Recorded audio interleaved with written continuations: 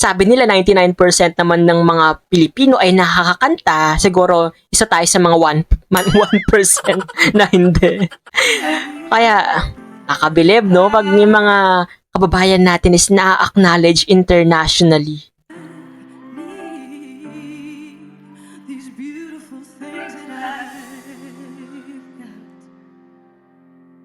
That you deserve this. Oh my! Golden buzzer! You know what?